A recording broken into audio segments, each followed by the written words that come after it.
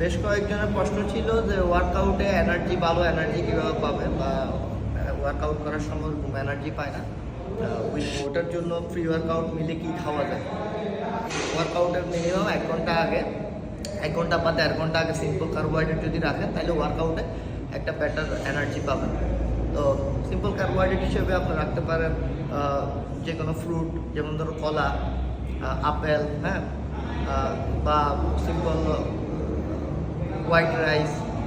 তো এই ধরনের যে সিম্পল কার্বোহাইড্রেট জাতীয় ফুডগুলো আছে ওগুলো রাখতে পারেন।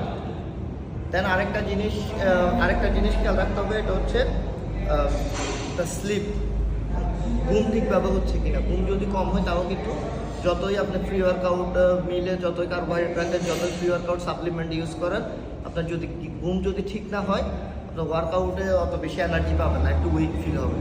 তো ওই জন্য ঘুমটা ঠিক রাখার চেষ্টা করতে হবে, আর প্রপার একটা ব্যালেন্স ডায়েট আপনাকে পুরো দিনে ফলো করতে হবে। আর মেইন যেটা ফ্রি ওয়ার্কআউট মিল হিসেবে আপনাকে সিম্পল কার্বোহাইড্রেট জাতীয় কিছু একটা খাইতে হবে। আলু, ভাত, কলা, আপেল, যে কোনো ফ্রুট রাখা যাবে।